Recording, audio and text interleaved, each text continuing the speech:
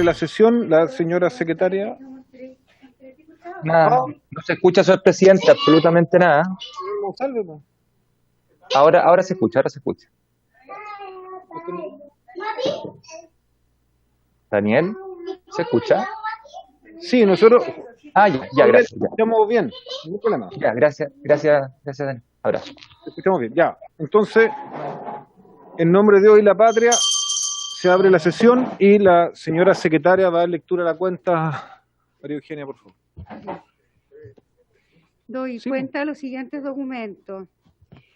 Oficio Presidente de la República, por el cual se presenta urgencia que califica de discusión inmediata para el despacho del proyecto de ley que reajusta el monto del ingreso mínimo mensual, así como la asignación familiar y maternal y el subsidio familiar, y también del proyecto de ley que establece normas excepcionales para el pago de las subvenciones educacionales, del decreto con fuerza ley número 2 de 1998, la ley de subvenciones, en el contexto de la pandemia por COVID-19. Igualmente, doy cuenta del segundo informe de la Comisión de Trabajo y Seguridad Social, recaído en el proyecto que acabo de señalar y que reajusta el monto del ingreso mínimo mensual, asignación familiar y maternal y el subsidio familiar. Igualmente, un informe de la Comisión de Vivienda, Desarrollo Urbano y Bienes Nacionales, recaído en el proyecto iniciado mensaje con urgencia suma sobre nueva ley de copropiedad inmobiliaria. Reemplazo del diputado señor Jackson por el diputado señor Boric para el primer proyecto de la tabla, y para el segundo proyecto de la tabla, el de subvenciones, el diputado señor Gonzalo Vinter será su reemplazo, según se ha informado por su respectivo comité. Oficio de la Dirección del Servicio de Salud Metropolitana, respondiendo a la comisión cuando se le solicita conocer el estado de avance del proceso de traspaso del personal a honorarios a la contrata para el año 2020, señala que se hizo llegar la planilla con información de los potenciales beneficiarios con el traspaso. El Ministerio de Salud respondió que solicitó consolidar la información a los 29 servicios de salud para posteriormente remitir al Ministerio de Hacienda, y finalmente informó que a la fecha no ha recibido asignación de cupos de parte del Ministerio de Hacienda para realizar dichos traspasos del personal para el año 2020. Oficio del presidente de la Asociación Chilena de Municipalidades y remite informe de levantamiento nacional de información comunal. Propuesta de reactivación económica pro empleo con pertinencia territorial y descentralizada que realizaron en conjunto con la Fundación Huella Local. Contiene argumentos y proyectos sobre una muestra de 271 municipalidades de Chile para participar de las etapas de reactivación, para la cual el Estado de Chile contempla recursos por 12.000 millones de dólares. Espera que este estudio constituya una herramienta que facilita la reactivación y también la incorporación al empleo en todo el territorio nacional. Oficio de subsecretario de Desarrollo Regional y Administrativo también responde a la comisión respecto a los proyectos de inversión pública que tengan recomendación económica según rentabilidad social para la etapa de ejecución, desglosada la información por región. Señala... Entonces. Sí, remitió requerimiento, pero de lo que ha hecho, no a la respuesta, porque remitió el requerimiento a la ministra de Desarrollo Social por exceder el ámbito de competencia de la subsecretaría, como se acordó en la comisión. Igualmente hay una carta de una señora, Marínez Nas, que manifiesta su preocupación por el monto del alza del ingreso mínimo, recordando que también afecta las pensiones alimenticias, que se considere por la comisión. Eso, presidente, y en cumplimiento de la ley de presupuesto, distintas respuestas de oficio de las redes asistenciales, situación asistencial financiera y de dotación. Igualmente, se informa de la ejecución presupuestaria de ingresos y gastos del gobierno central y una nómina de decretos con cargo a la asignación de contingencia contra el desempleo. Eso, presidente. Ya, ¿alguna consulta o punto varios antes de entrar al primer tema de la tabla respecto a la cuenta? No hay. Diputado Gastón von Mühlberg. Gracias, presidente. En el fondo es ratificar algo que hayamos conversado respecto a que el día jueves tenemos, parece que una citación de la Comisión Especial Mixta de Presupuesto a las 11:30, me da la impresión, o por una hora por ahí, y también vamos a tener sala. O sea, no sé qué proyectos, si están ya destinados para jueves en la sala, que pueden ser también extremadamente relevantes, pero el Senado no consideró que vamos a estar aquí y es muy difícil estar en las dos partes, digamos. Entonces vamos a tener que ver cómo hacerlo, cómo programarlo, porque también el viernes hay otra comisión especial mixta de presupuesto. Entonces, no sé, quiero saber si se pusieron de acuerdo con usted, el presidente de la Comisión de Hacienda, respecto al horario y a la forma como podemos estar, digamos, en ambas comisiones al mismo tiempo, si es que hay algún proyecto importante en la sala. Esa es mi preocupación, presidente. Gracias, diputado. Diputado Lorenzini. Sí, sobre lo mismo, presidente. Además, estamos en la Comisión Constitucional y que estamos operando toda la semana, o sea, todos los días de sala de 10:30 a 1. Entonces, aparte de la sala, eso, maestro. Entonces, de alguna manera hay que coordinarse con el Senado, porque están ellos ordenando todo lo que hacemos en las mixtas, etcétera, sin considerar nuestro horario. Así que sería bueno darle atribuciones al presidente para que converse con el presidente de la mixta presupuestaria, presidente. Gracias, diputado Lorenzini. Diputado Manuel Monsalve, tiene la palabra. ¿Cómo está, presidente? Gusto de saludarlo. Presidente, respecto a la cuenta, quisiera pedir que se me enviara vía WhatsApp, puede ser, copia de la respuesta del Ministerio de Salud, que me llama la atención, porque estando prácticamente al mes de octubre, se nos está informando que el Ministerio de Hacienda nos ha colocado a disposición del Ministerio de Salud los cargos para permitir lo que el Parlamento aprobó, traspasar trabajadores que están honorarios a contrata. Estamos hablando de personal del sistema de salud público, a lo cual todos reconocen, todos aplauden, el presidente cada vez que habla los valora, pero en lo concreto, habiendo recursos y una decisión política tomada para terminar con precariedad laboral de miles de trabajadores del sector salud, lo concreto es que por lo que se nos informa hasta el día de hoy, el Ministerio de Hacienda no coloca a disposición estos cargos al Ministerio de Salud para cambiar la situación de los trabajadores. Entonces pediría que me enviaran copia. Lo segundo, pediría, presidente, que se me pudiera también enviar copia de esta propuesta que hizo, no alcancé a escuchar el detalle de su origen, pero la propuesta en torno a la reactivación económica, que es producto del estudio de varios municipios de Chile. Muchas gracias, presidente. Gracias, diputado Monsalve. María Eugenia, ¿quiere agregar algo? Dígale. Presidente, será enviado a todos los diputados, dada la importancia, y por tanto por WhatsApp como por correo institucional. Vamos a comprar un celular más moderno, diputado Lorenzini, para que esté al día.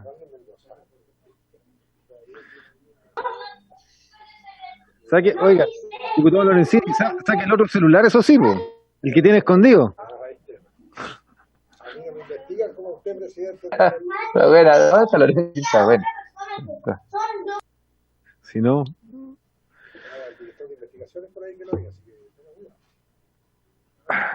Ya, entonces,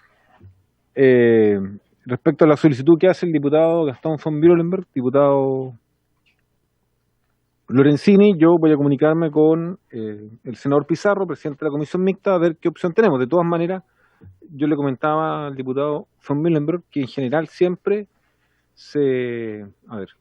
hemos tenido cierto tope en los horarios. Ahora podemos partir más temprano para la hora de las votaciones. Acabamos de terminar, presidente, la mixta. Acabamos de terminar la mixta, presidente. Acaba de terminar la mixta, así que van a venir todos y el ministro también. Para información suya, presidente.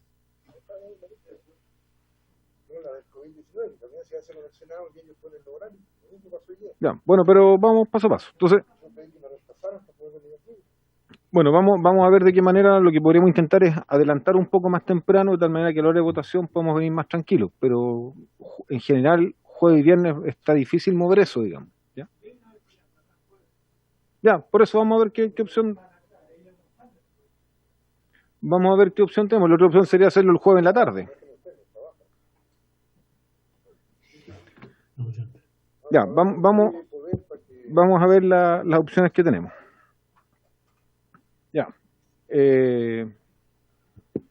María Eugenia, respecto al... no sé si alguien del Ejecutivo, ministro de Hacienda, ministra del Trabajo, que vaya a informar respecto a al reajuste del salario mínimo. Yo estoy viendo a Francisco del Río, que es asesor del Ministerio del Trabajo. No veo a nadie más del Ministerio del Trabajo. No veo a la ministra ni su secretario. No sé si el señor del Río podría dar una explicación. Está levantando la mano, señor del Río. Diputado Lorenzini, por favor, ¿usted quiere...? No me parece. Estamos viendo el reajuste del sector público, un problema que ya rechazamos, ¿no es cierto?, que ahora viene y no veo a ningún ministro presente, no puede ser. Yo al menos no estoy disponible para estar presentando. Está bien, los asesores los respeto mucho, pero este es un tema ministerial, este es la Comisión de Hacienda, ¿no es cierto? Ahí está el ministro. Se acaba de incorporar el ministro. El diputado Lorenzini planteó una molestia respecto a la situación del inicio de la comisión, que no teníamos información no estaba, digamos, conectado el ministro de Hacienda, por lo que lo estamos viendo ahora en la pantalla, se acaba de conectar, así que entendemos la molestia del diputado Lorenzini, pero en cierta medida su reclamo tuvo un impacto directo inmediato, así que entrando en el debate del proyecto de ley, vamos. Presidente, el diputado Melero señaló hace un par de minutos atrás que varios diputados estábamos en la comisión mixta del Fondo COVID, también estaba el ministro de Hacienda participando de esa comisión, por lo tanto, y el diputado Ortiz que acaba de conectarse. Por lo tanto, no hay para qué enojarse, aquí no hay ninguna situación de desmedro hacia la comisión de Hacienda, todo lo contrario, hay una preocupación y por eso terminamos anticipadamente la otra comisión para poder participar todos acá. Diputado Santana, la próxima vez pida la palabra, por favor, porque no se la habíamos entregado, pero como estamos en inicio de la sesión, no vamos a hacer... Bueno, muchas gracias, presidente. Gracias. Yo lo que les propongo es que me ha corregido la secretaria María Eugenia, que antes de escuchar al ministro, escuchamos a quien fue el único que nos solicitó audiencia respecto al tema, que es al señor Héctor Sandoval, presidente del Consejo de la Micro, Pequeña y Mediana Empresa de Chile, que está presente. Entonces, Héctor, tenemos 10 minutos para escuchar su opinión, entiendo que sobre el tema salario mínimo. Sobre eso pido la audiencia. Sobre el tema salario mínimo, reajusta el salario mínimo y después entramos a escuchar al ministro para votar, porque este es un tema que hemos debatido largamente y lo que corresponde es votarlo y cada uno expresará su opinión en el voto. Así que, antes de escuchar al ministro, Héctor, 10 minutos tiene la palabra, lo aprovechamos de saludar. Muchas gracias, presidente. A los señores diputados, entiendo que mi ministro está ahí también, diferente ministerio.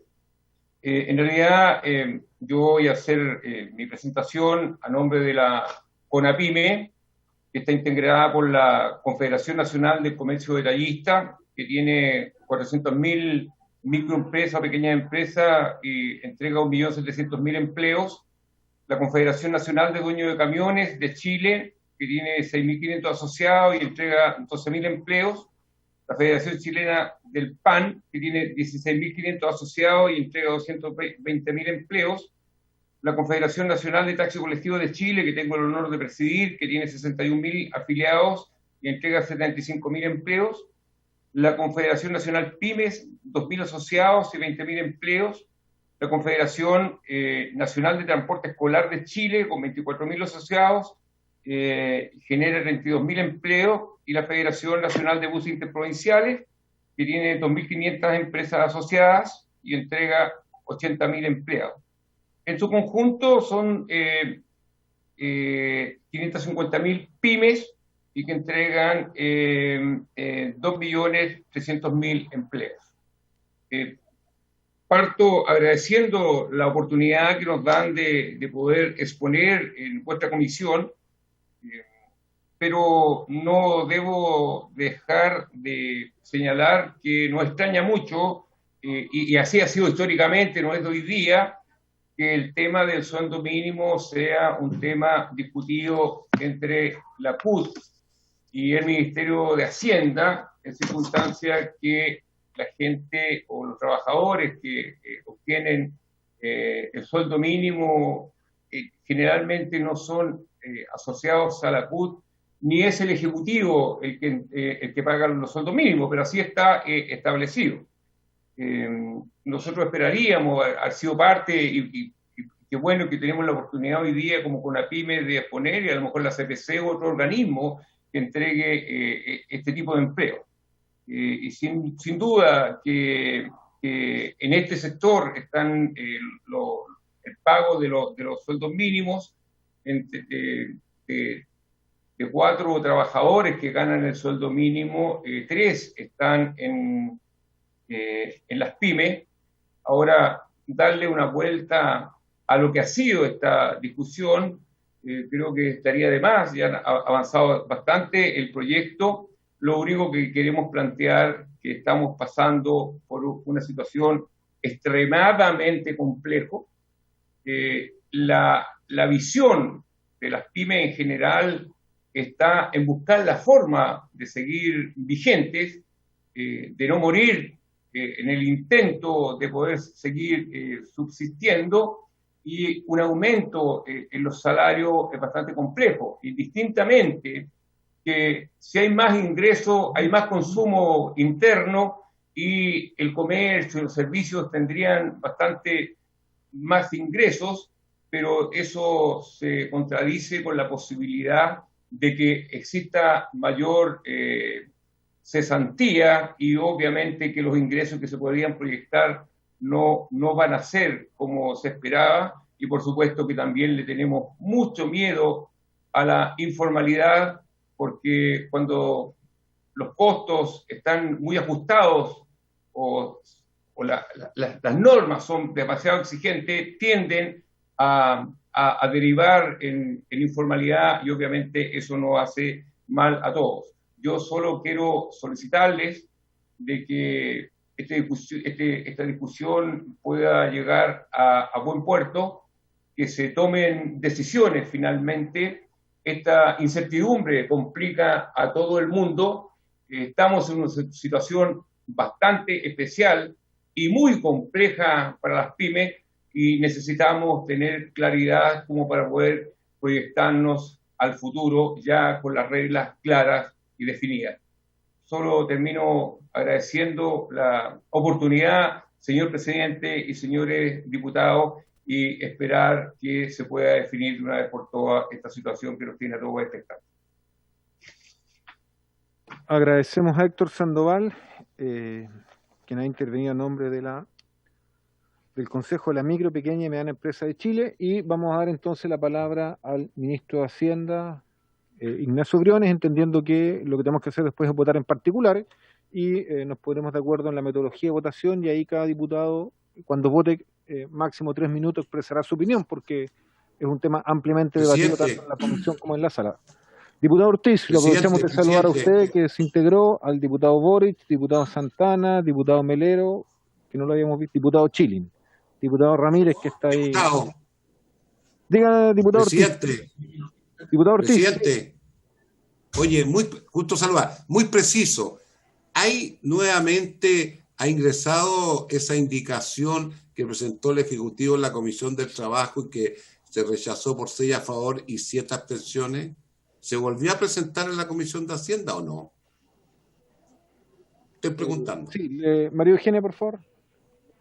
Sí, presidente. El comparado que le enviamos, diputado Ortiz, están las indicaciones del presidente de la República que han sido presentadas. ¿Se repuso?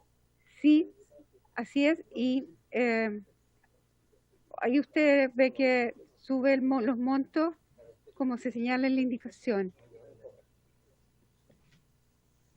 O sea, presidente, resumiendo, ¿se repuso lo que se rechazó en la Comisión del Trabajo? Esa es mi pregunta. Así es, diputado Ortiz, se repuso. El Ejecutivo ya, gracias. Rechazó trabajo. Está en el comparado. Ministro, tiene la palabra. Buenas tardes, presidente. Saludar al diputado, la diputada Cid, la secretaria, don Héctor, gusto saludarlo también. Gracias por su intervención. Y para partir, efectivamente, refrendar que veníamos de la comisión mixta del Fondo COVID, junto a otros diputados, presidente, y naturalmente esta comisión, y lo que vamos a tratar es de nuestro mayor interés, así que no había ninguna intencionalidad naturalmente de ausentarse de este debate. ¿Cómo podría ser así? Presidente, mire, nosotros efectivamente hemos ingresado una indicación relativa al proyecto de ley que se presentó originalmente, que como usted recordará, planteaba un reajuste del salario mínimo equivalente a la inflación acumulada entre el último reajuste de marzo y la fecha, era un 0,4%, redondeándose arriba un 0,47%, que se traducía en un incremento de 320.500 pesos, que es el salario mínimo actual, a 322.000 pesos, y eso planteábamos que tuviera un horizonte de un año. Como usted bien sabe, en este proceso nosotros hemos tenido una plena disposición al diálogo. Creo que lo hemos repetido una y otra vez. Hemos tenido 8 conversaciones con la CUT, más de 20 horas de muy buenas conversaciones francas, con generación de confianza, diría yo, porque hemos seguido conversando de otros temas que van más allá que el salario mínimo y que son tanto o más importantes que el salario mínimo. Y por lo tanto, refrendar aquello y también recordar que en la Cámara, cuando se rechazó la idea de legislar, también tuvimos un proceso de apertura, de tomar puntos que ustedes nos han planteado, y ese es el espíritu que nos anima. Y ustedes nos pidieron que ese espíritu se materializara en una indicación concreta, en lo que hicimos ayer en la Comisión de Trabajo. Tuvimos una buena conversación, debo reconocerlo y valorarlo. Sin embargo, no se obtuvieron los votos, hubo 7 abstenciones. No fueron rechazos así decididos, pero sí abstenciones, 6 votos a favor, y en definitiva el proyecto, la indicación se rechazó, y entiendo que, me corregirá usted si cometo un error, que reglamentariamente eso implica que la propuesta original del Ejecutivo con 322.000 pesos habría quedado por defecto así validada, pero eso creo que es una technicality del proceso. Lo que nos anima es reponer la indicación que comprometimos, y es lo que está para vuestra consideración. En definitiva, esto hace 2 cosas. La primera, presidente, es generar un reajuste del salario mínimo de 6.000 pesos, es decir, de 320.500, llevarlo a 326.500 pesos. Yo siempre he manifestado de forma honesta y transparente que 6.000 pesos era nuestro techo, y nuestro techo quiere decir nuestro techo, no un piso. Había cuenta de 2 consideraciones que me parecen relevantes. La primera es obvia, ¿no? La situación del mercado laboral que enfrentamos es dramática, y esa es la prioridad, ni siquiera solo del gobierno, estoy seguro de que todos ustedes también, y por lo tanto es la prioridad nacional. Y esa debilidad del mercado laboral se expresa en una cuestión súper concreta y súper simple y de sentido común para quienes nos escuchan en sus casas. ¿Cómo se entiende, si no es por una fragilidad enorme del mercado laboral, que hayamos tenido que impulsar una política pública que viene además del acuerdo de junio para inyectar hasta $2.000 millones para generar subsidios al empleo masivos, al empleo, a la contratación y al retorno de los trabajadores y trabajadoras suspendidas? Eso no puede verse sino a una fragilidad extrema del mercado laboral que hace necesario que con plata de todos los chilenos nosotros le demos un empujón, una ayuda, paguemos parte del sueldo, que los emprendedores, las pymes, el comercio y también empresas de mayor tamaño tienen que incurrir para poder levantar el empleo, que insisto es la prioridad nacional. Entonces me parece de suyo evidente, y más allá de las cifras dramáticas de desempleo y destrucción de empleo que hemos venido conociendo, que la realidad del país es muy distinta, y por lo tanto la tendencia que venía mostrando el salario mínimo hacia el alza tiene que tener una pausa, no una pausa voluntarista, sino que una pausa que se haga cargo con sentido de responsabilidad de lo que está ocurriendo. Eso es lo primero. Y el segundo elemento, ¿por qué dijimos que esto era un techo, presidente? Se basa en la experiencia, en la historia. Usted recordará, yo lo he dicho, no con ánimo de empatar, de sacar cuentas y pasar cuentas, no. Simplemente de apelar a la historia. Recordemos que los dos últimos reajustes por 6 meses que ocurrieron en el gobierno de la presidenta Bachelet, sin crisis, claro, creciendo, algunos dirán poco, otros dirán que veníamos en una senda de crecimiento, no esa es la discusión, estábamos creciendo. Y con tasas de desempleo que eran 1/3 de las actuales. Bueno, en esas circunstancias el Congreso aprobó un reajuste de 6.000 pesos. Entonces, yo creo que se entiende que plantear en estas circunstancias de fragilidad extrema del mercado laboral y atendiendo a los últimos elementos históricos, plantear, bien digo, un techo de 6.000 pesos parece corresponderse, ¿no es cierto?, con la realidad y es una medida de razonable prudencia, me parece a mí. Quisiera rescatar además, porque esto es indudable que tiene que estar en la discusión, que el salario mínimo no lo puede evaluar punto a punto. Hay que verlo en una tendencia. Y ustedes bien saben que el último reajuste del salario mínimo que ocurrió en marzo de este año fueron prácticamente 20.000 pesos, 19.500 pesos fue el incremento del reajuste del salario mínimo, el más alto en los últimos 11 años.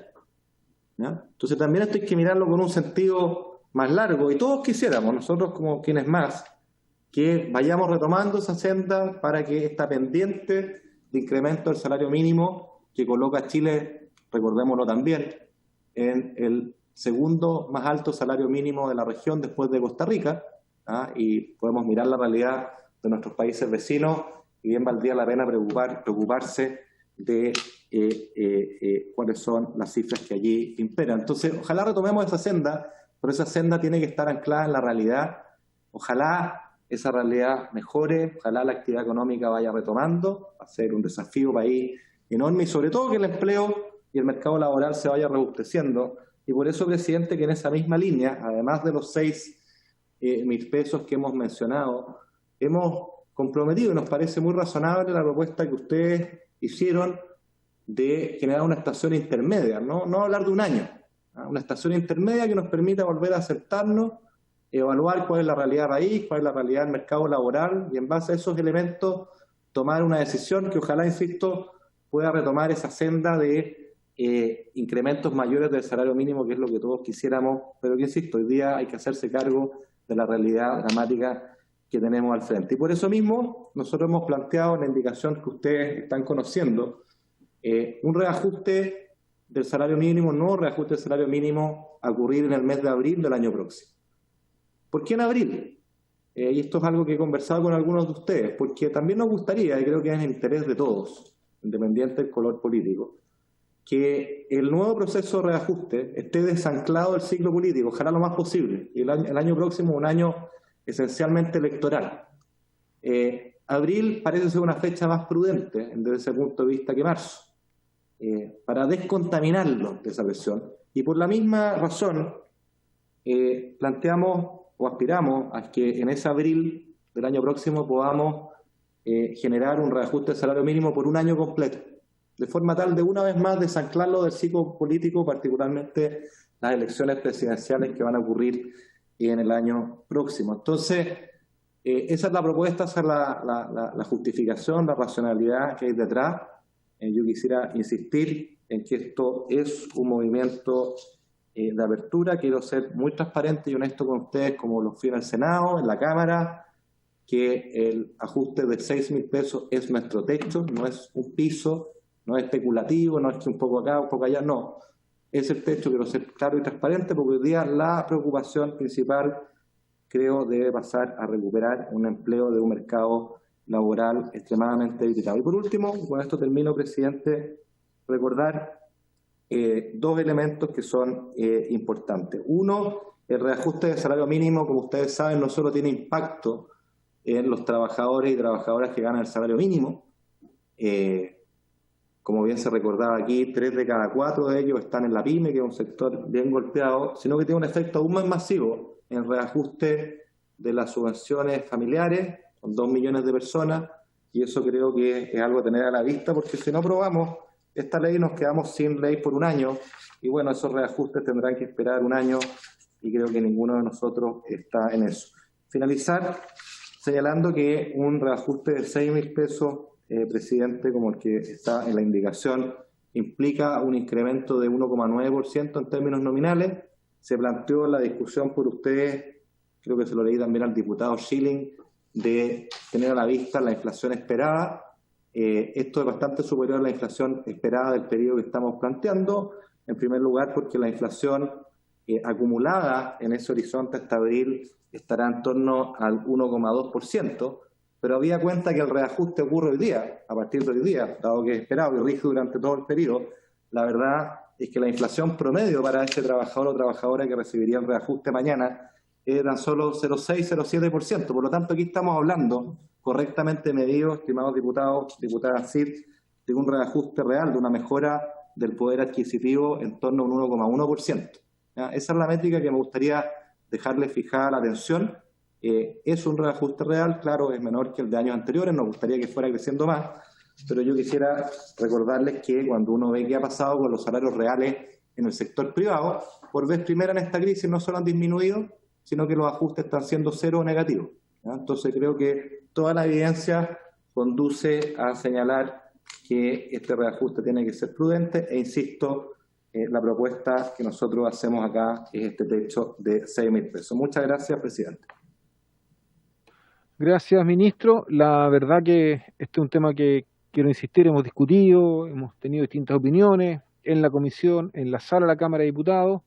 Yo lo que les propongo, considerando que tenemos otro proyecto de ley que está mañana en la sala, que es el de subvenciones, que es un segundo proyecto de ley que tenemos que discutir ahora, es que pasemos derechamente a votar y nos pongamos de acuerdo en la metodología. Hay 3 minutos si alguien quiere argumentar su voto, que por supuesto que tiene derecho a hacerlo, máximo 3 minutos, y nos ponemos de acuerdo. El proyecto de ley, aquí María Eugenia me corrige, en lo que nos compete a nosotros como Comisión de Hacienda son 5 artículos.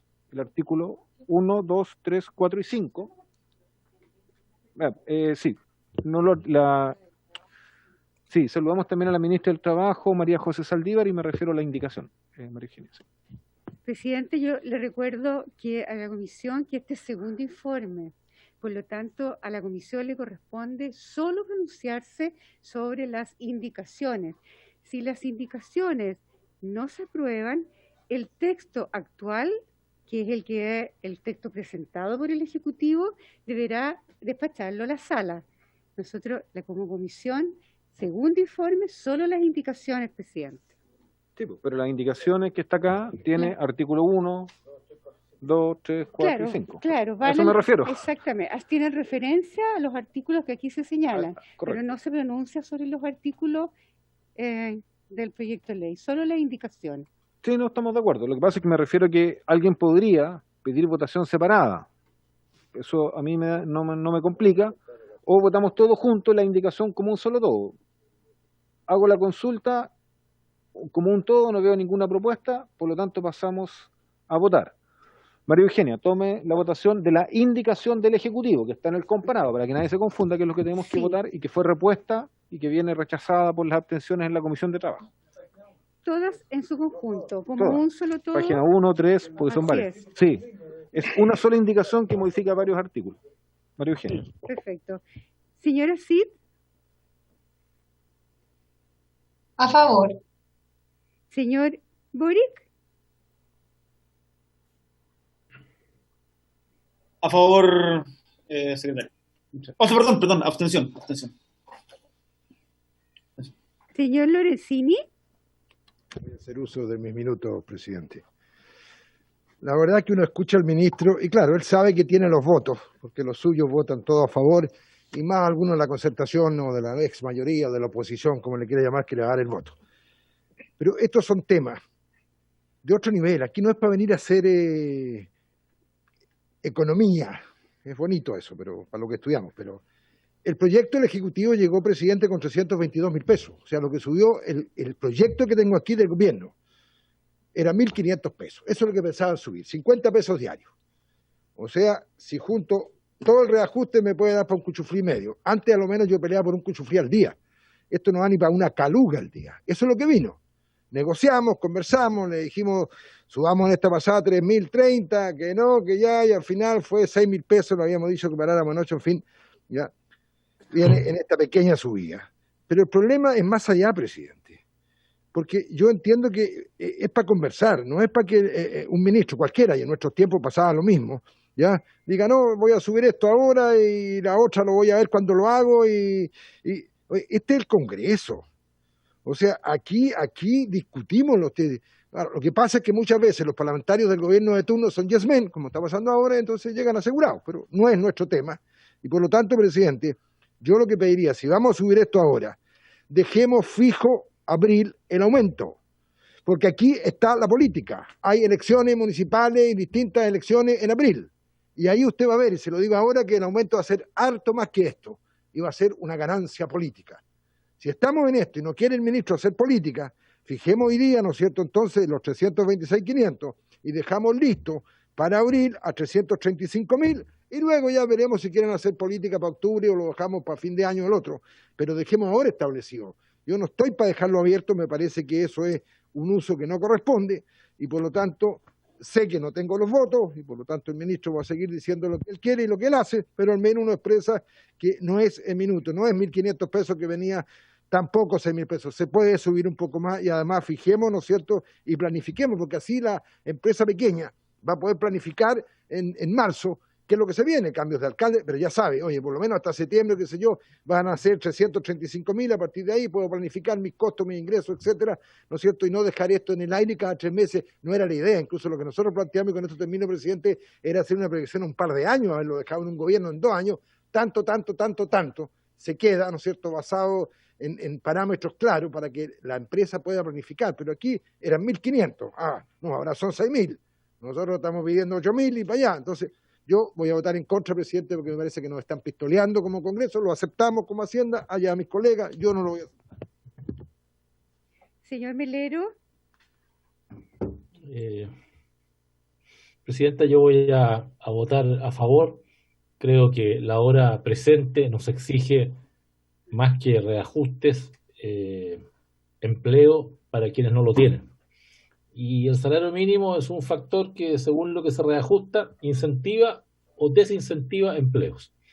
Y creo que el gobierno ha llegado con un alza que me parece prudente, acotada a la realidad del país, suplementada desde cuando se votó hace 15 días atrás con subsidios al empleo muy cuantiosos y valiosos, con un ingreso mínimo garantizado que tampoco existía el año pasado, que hoy día existe y que le da a 300.000 personas un suple promedio de 45.000 pesos más.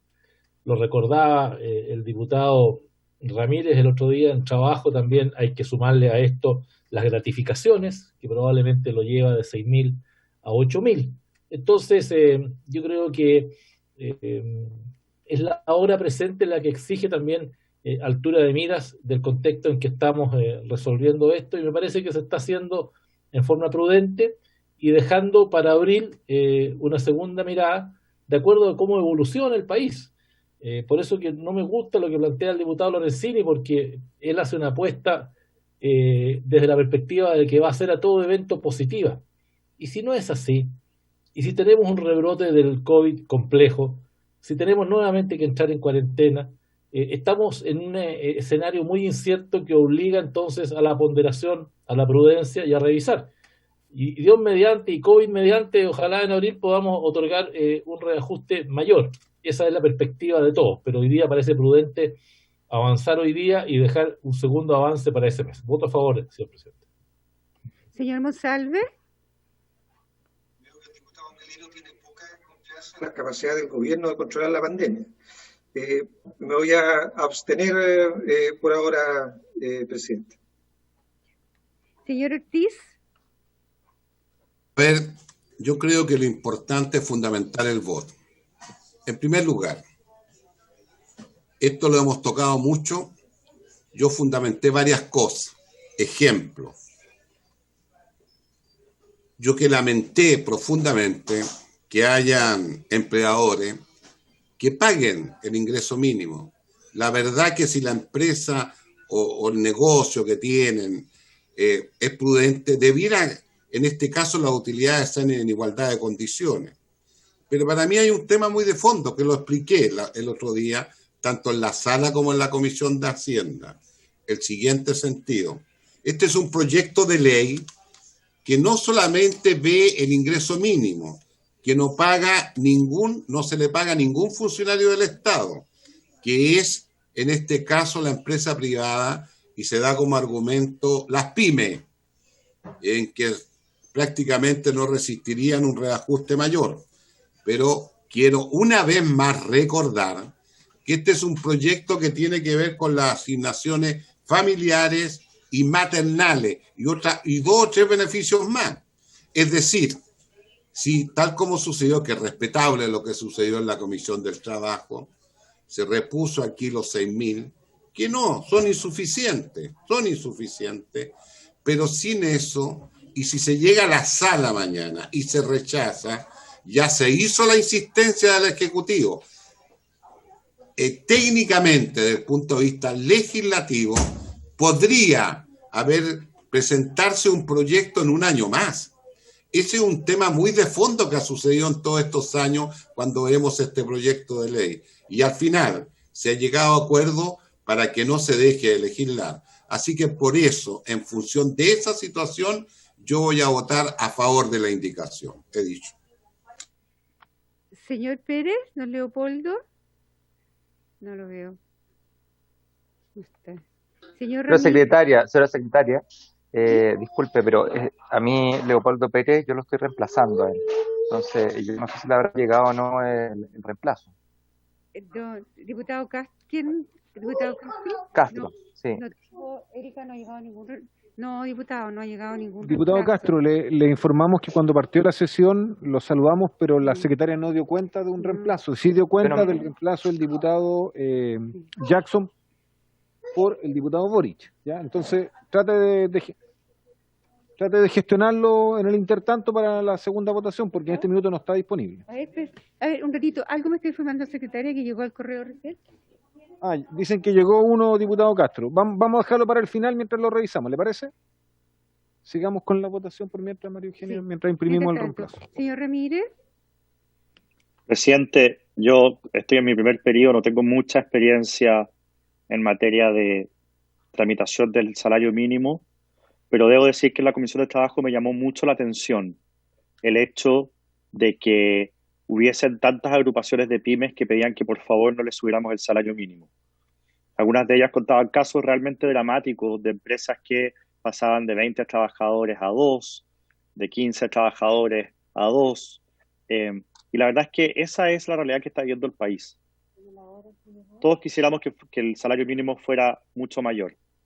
Y creo que siempre uno tiene que tratar de empujar para que el salario mínimo suba lo más rápidamente posible. Y yo creo que todos acá creemos que Chile tiene las condiciones para tener el salario mínimo más alto de la región y no ser el segundo más alto de la región.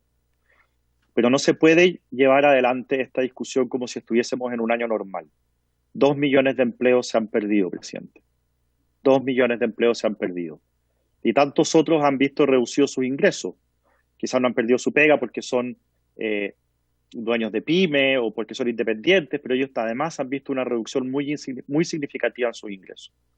Entonces, presidente, yo creo que uno tiene que legislar entendiendo cuál es la realidad y creo que lo que aquí se ofrece es lo que está acorde a la realidad. No nos olvidemos que Chile no ha salido de la pobreza aumentando el salario mínimo. Chile ha salido de la pobreza generando empleo y creciendo. Y eso es lo que nosotros no podemos perder de vista.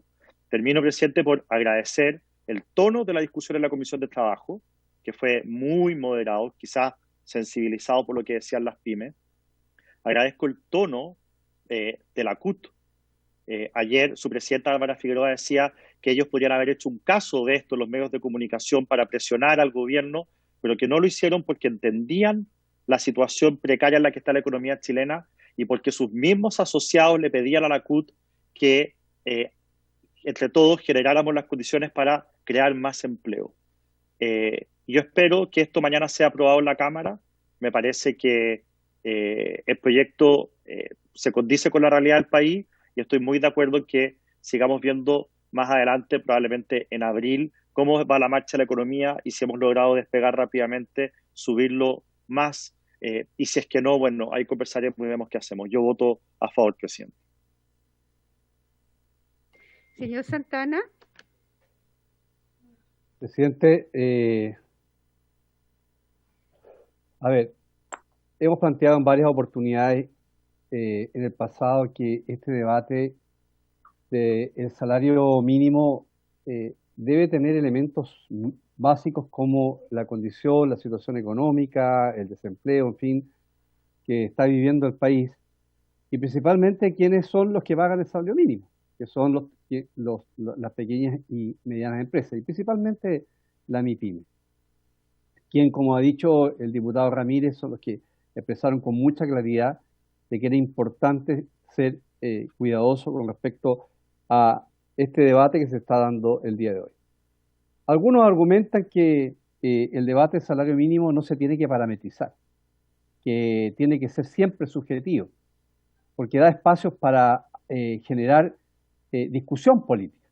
Y obviamente, indistinto de la factibilidad o no que tenga el Ejecutivo de aumentar más o menos, se genera un debate que ya lo hemos visto, ¿cierto?, de lo insuficiente, a pesar de que los argumentos que dio el ministro Briones son importantes. Hay un espacio de tiempo en la cual nos va a permitir seguir evaluando la economía. Debemos sentarnos a revisar el salario mínimo en abril próximo. Se entregó reajustes que hubo en el pasado, en el gobierno de la presidenta Bachelet, en una época que no estábamos viviendo un COVID-19, ni teníamos el efecto en el desempleo como hoy, con una amenaza inminente de la contracción económica, y que a pesar de eso los reajustes eran casi iguales a lo que hoy día se propone.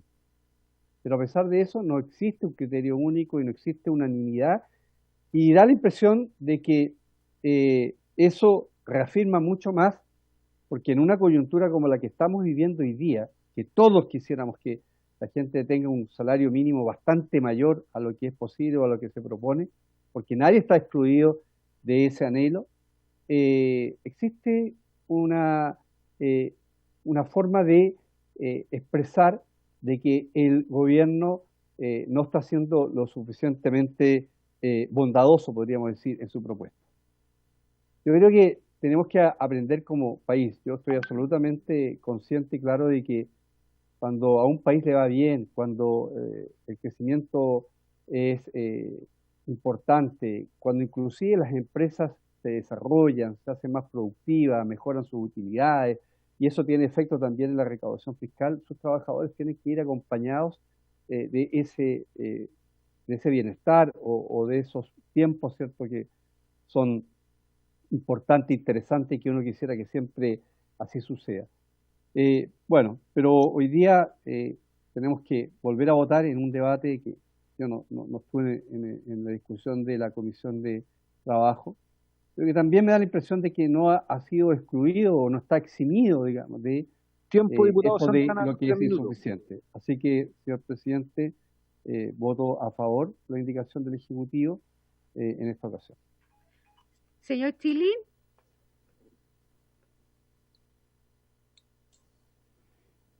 Gracias.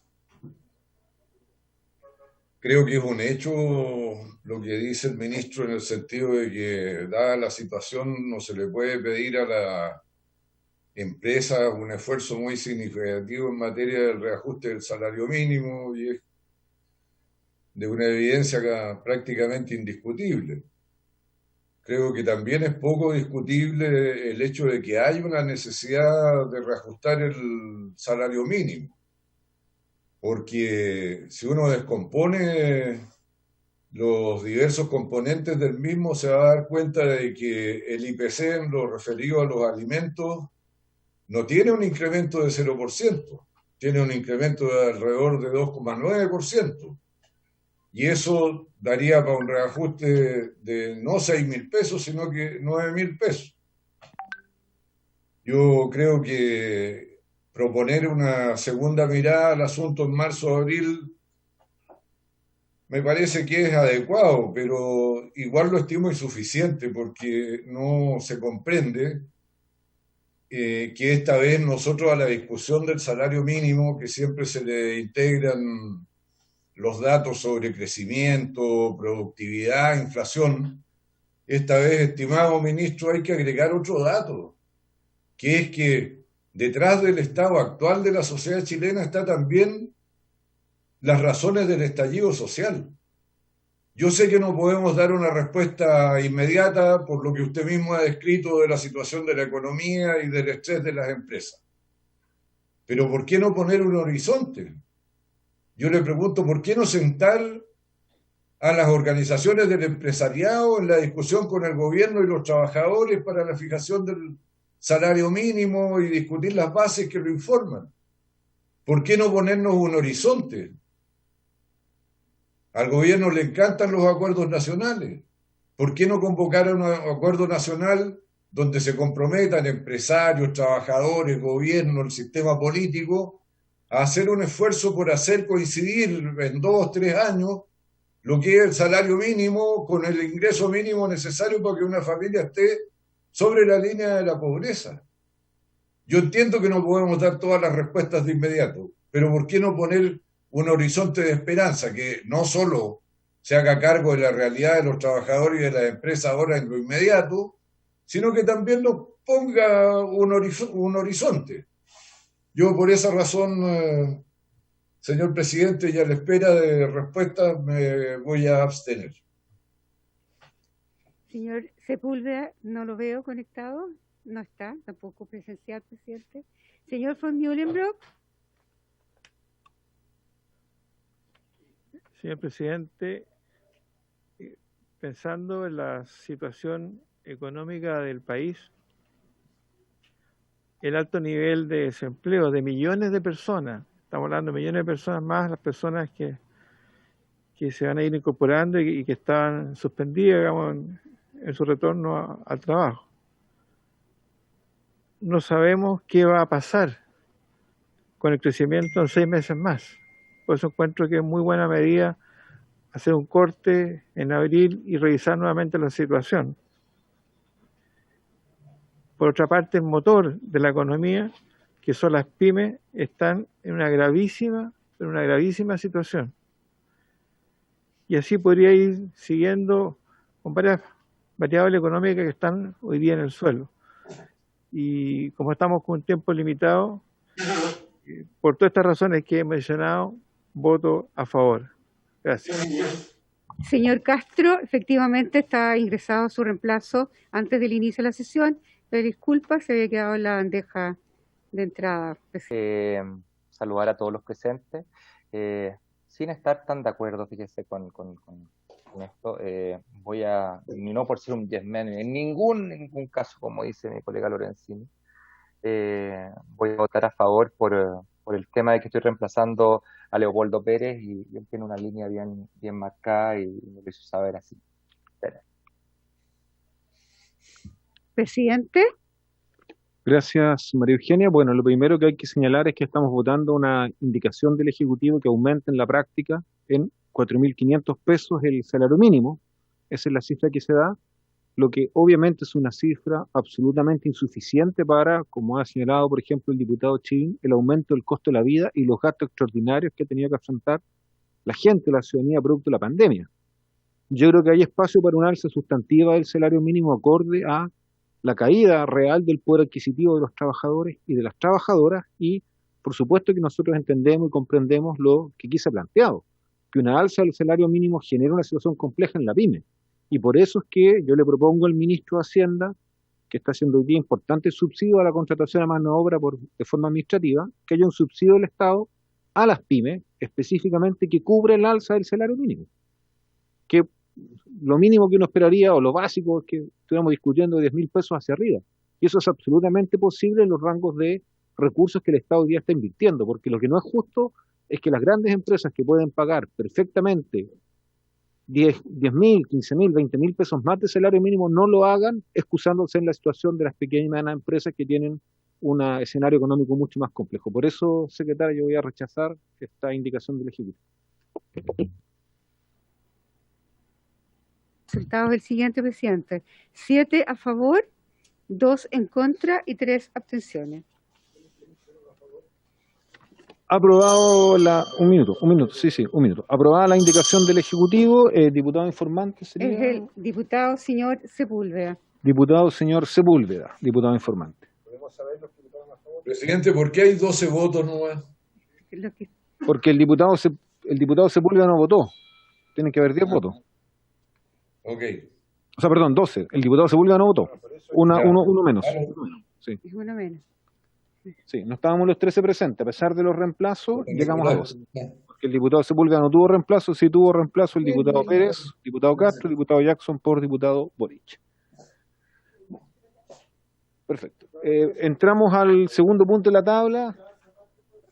Nos despedimos entonces, probablemente, se dijo, diputado Sepúlveda. Nos despedimos del ministro de Hacienda, Ignacio Briones.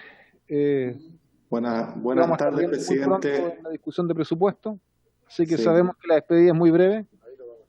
Muy breve, esto es un continuo, presidente. Nos vemos como una película, nos vemos los distintos capítulos. Muchas gracias a todos. Gracias por sus comentarios y por la aprobación de esta indicación. Buenas tardes. Nos despedimos también de la ministra del Trabajo, María José Saldívar, que ha estado muy atenta a la discusión. Apoyé el cambio electoral, del binominal al Y proporcional. entonces saludamos al ministro de Educación, Raúl Figueroa, que entiendo que nos acompaña por el proyecto de ley que vamos a ver a continuación, que proviene de la Comisión de Educación como comisión técnica y que nosotros tenemos que ver en lo referente a el impacto presupuestario del proyecto de ley. No sé, ministro, si usted desea introducir. Realmente que la gente quiere cambio de constitución, quiere cambio de leyes, quiere cambio de instituciones, pero también quiere cambio del personal. Diputado, Esa es la razón. Vaya, está bien interesante lo que está diciendo. por favor, ¿hay alguien que tiene el micrófono abierto? Chile. ¿Segura? Diputado Chile. El diputado Chile está bien. Ya lo apagó. Sí, les voy a explicar el comparado 2 minutos para que pueda entender. Antes de dar la palabra al ministro Raúl Figueroa, María Eugenia va a explicar el comparado en relación a lo que nos compete votar como comisión de Hacienda, y después le damos la palabra al ministro para que usted explique el alcance del proyecto de ley y darle una mirada general antes de ver la votación específica. María Eugenia. Ustedes tienen 2 columnas, les explico por qué 2 y no 3. Está el proyecto de ley y el texto aprobado por la Comisión de Educación. Lo que sucede es que la indicación del Ejecutivo que fue presentado hoy día repone íntegramente el proyecto de ley, por lo tanto tendría que haber puesto la misma columna y estaría repetida. Por esa razón, está íntegramente, la indicación del Ejecutivo repone íntegramente su texto, por lo tanto, donde dice proyecto de ley, entre paréntesis, indicación del Ejecutivo. Esa es la razón por qué son 2 columnas. Lo que pasa es que lo que hace el texto aprobado por la Comisión de Educación en todas las modificaciones es cambiar la forma de cómo se calcula la subvención y lo hace de acuerdo a la matrícula del establecimiento. Y por eso se repite en todos los artículos. Y el Ejecutivo lo que hace es reponer su fórmula que está en el proyecto de ley. Eso es, presidente. Ya, vamos a dar entonces la palabra al ministro de Educación, Raúl Figueroa. Ministro, tiene la palabra. Muchas gracias, presidente. Saludo a los diputadas presentes. También nos acompaña el subsecretario Jorge Poblete, el coordinador legislativo José Pablo Núñez y el jefe de la División de Planificación y Presupuesto del Ministerio de Educación, profesor León Paúl. Lo que estamos discutiendo en esta sesión, presidente, es un proyecto de ley iniciado en mensaje del presidente de la República que apunta a establecer normas excepcionales en el pago de la subvención escolar, consecuencia, evidentemente, de la realidad que el sistema ha tenido que vivir en el contexto del COVID. Específicamente, tengo una pequeña presentación que la voy a hacer, pero hago una síntesis rápida para enmarcar el debate. De lo que estamos hablando es que durante todo el periodo de suspensión de clases presenciales, la subvención escolar se ha seguido pagando. Y se ha seguido pagando en virtud de las normas que la ley de subvenciones contempla, y por lo tanto no se ha requerido, mientras las clases están suspendidas, ningún tipo de modificación para poder atender a esa necesidad del sistema. Recordemos que, como lo he dicho, el sistema subvencionado ha recibido su subvención de acuerdo a un artículo específico de la ley de subvención, el artículo 13, que permite que se pague según la última asistencia efectivamente declarada.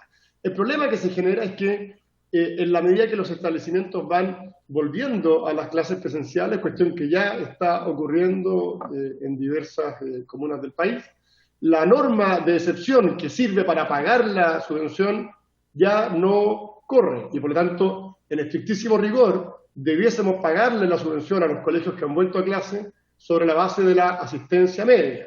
Y como es evidente, y así se ha señalado en distintos, públicamente, la apertura de los establecimientos implica que la asistencia durante este periodo sea voluntaria. No tiene sentido y nos parece de toda lógica que en la medida que los colegios vayan abriendo, la asistencia sea voluntaria. Y si la asistencia es voluntaria, obviamente que el pago por asistencia requiere una modificación específica. Eso es lo que propone este proyecto, además de hacerse cargo de algunas situaciones específicas, en concreto la de los internados, que han recibido una subvención más mermada y que este proyecto también apunta a corregir.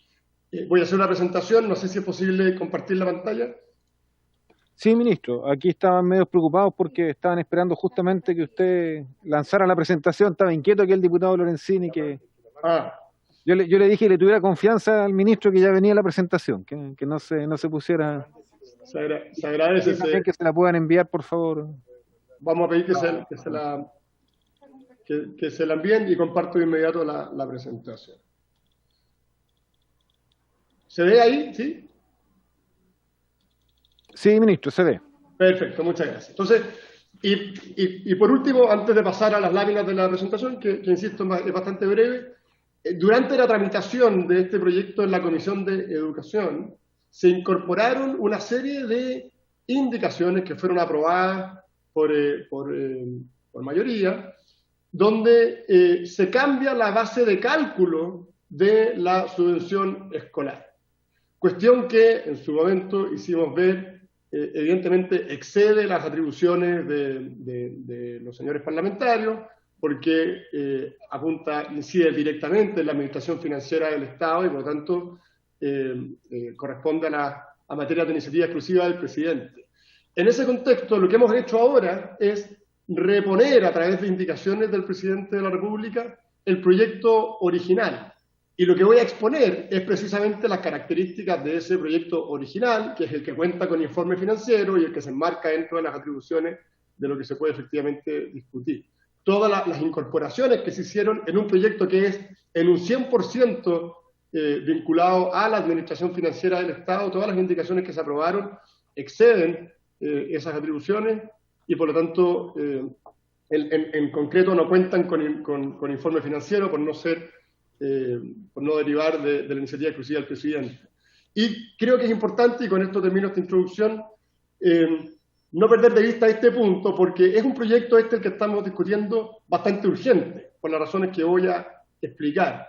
Y por lo tanto creemos que insistir en una tramitación que se aleje del marco constitucional, que en definitiva obligue a que esto sea revisado y con certeza prácticamente absoluta enmendado eventualmente por el Tribunal Constitucional, nos ahorraría muchísima tramitación el poder encauzar el proyecto en aquello que es su concepción original y que se enmarca dentro de las atribuciones del presidente.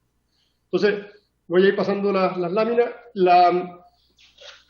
Una breve introducción. Como ustedes saben, las clases suspendidas, las clases de cuenta suspendidas ya más de 6 meses, desde el 16 de marzo.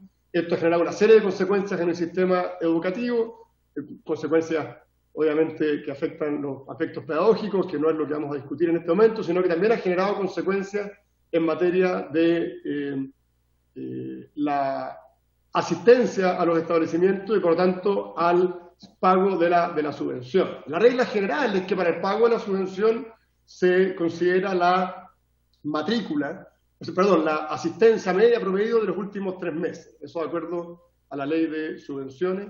Y lo que hemos hecho es, aplicando la misma ley de subvenciones, entregar la subvención escolar sin considerar la asistencia efectiva, que en la práctica ha sido nula, y manteniendo el pago de acuerdo a la asistencia ocurrida en el último mes en que se registró. Esto es el caso de marzo. Y por tanto, para pagar la subvención mientras los colegios están con clases suspendidas, insisto, no se requiere ley porque la normativa vigente ya resuelve ese problema. Adicionalmente, se ha aplicado lo dispuesto en la ley 21.192 de presupuestos de la Nación, que permite no considerar la asistencia media promedio registrada por curso en el cálculo de la subvención mensual del o los establecimientos educacionales que hayan experimentado una baja considerable motivada por factores climáticos, epidemiológicos, en lo que estamos viendo hoy día, o desastres naturales. Por estas razones, los días cuya asistencia no sea considerada no podrá superar los 15 días en el año escolar 2020. Esta norma introducida en la ley de presupuesto vigente ha permitido pagar sin considerar la asistencia por 15 días.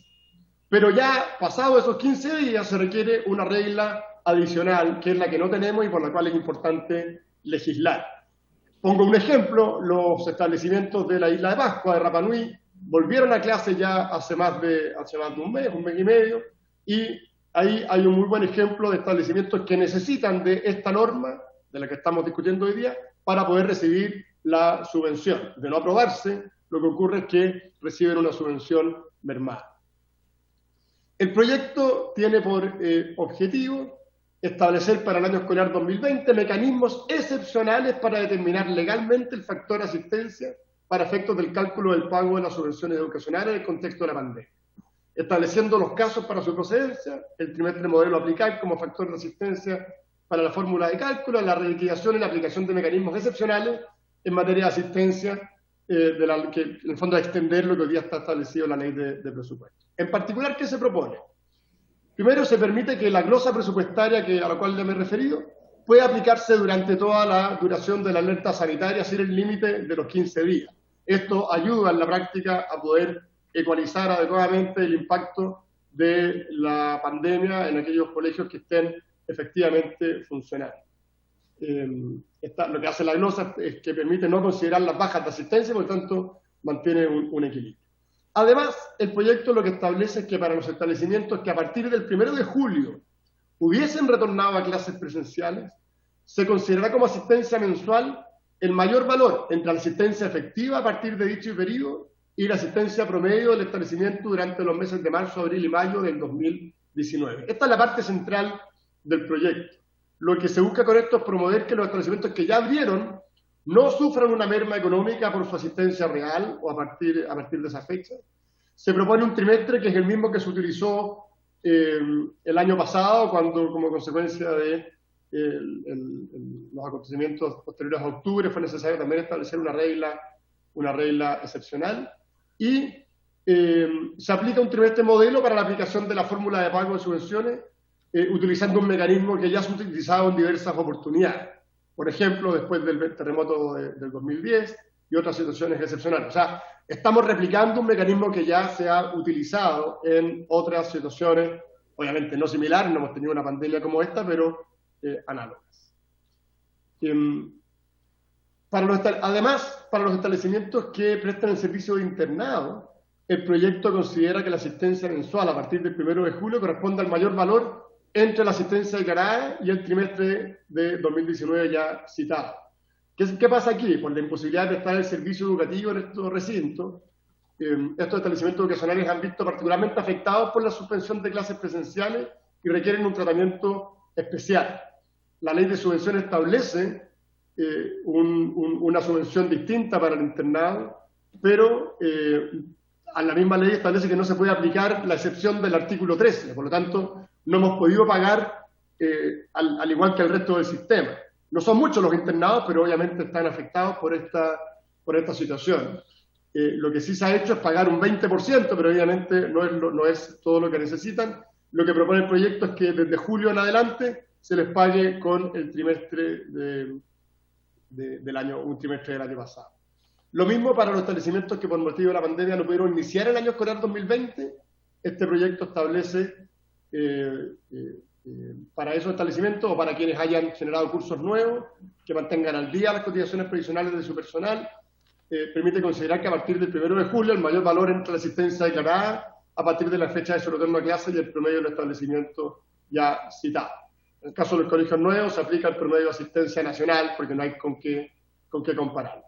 Esto permite también abordar casos muy excepcionales, pero que existen, de establecimientos que hicieron inversiones para poder tener reconocimiento oficial, pero que a consecuencia de la pandemia no pudieron iniciar sus actividades normalmente.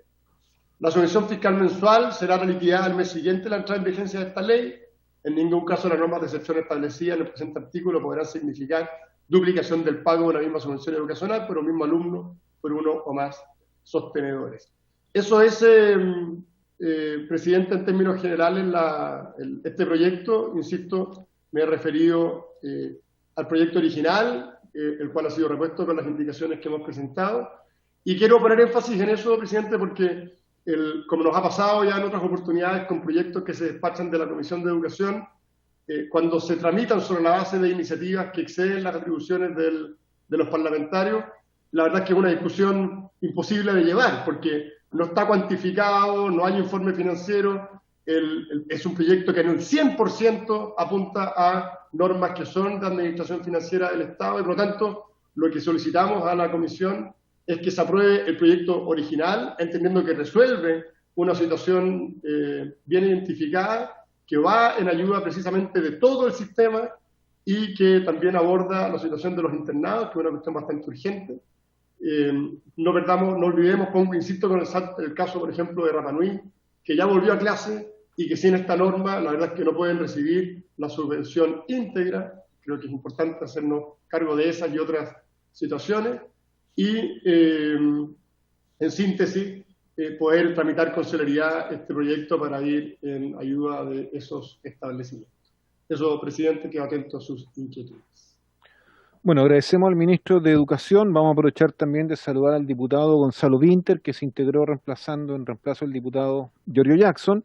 Y yo aprovecho, ministro, plantearle una inquietud que primero nace del debate público que uno ve. Yo creo que todos hemos visto la tensión, la discusión que hay respecto a las declaraciones que usted en distintos momentos ha hecho de la pandemia por la necesidad de volver a clase. Eso obviamente ha generado respuestas, debates, en particular del Colegio de Profesores, que está preocupado por esa situación.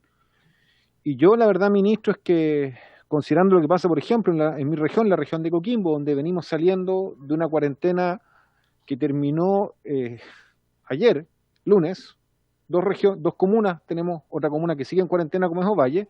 Claro, si las escuelas vuelven a clase en forma muy rápida, yo le quiero decir, ministro, que no hay que ser experto en salud ni magíster en salud pública para saber que eso va a tener como un efecto de aumento de los contagios y de mayor riesgo de propagación de la pandemia. Por lo tanto, yo tengo esa preocupación y tengo el temor, ministro, y le digo tengo porque lamentablemente no alcancé a meterme en la discusión que dio la Comisión de Educación, que el cambio que ustedes proponen favorezca a las escuelas que vuelven a clase. Por lo tanto, hay un incentivo de tener mayor recurso económico al volver a clase, y eso haga que los sostenedores, ya sean públicos o privados, incentiven solo por el motivo económico de tener mayores ingresos a la vuelta a clase. Y eso puede ir absolutamente en contra de las necesidades sanitarias y de los protocolos.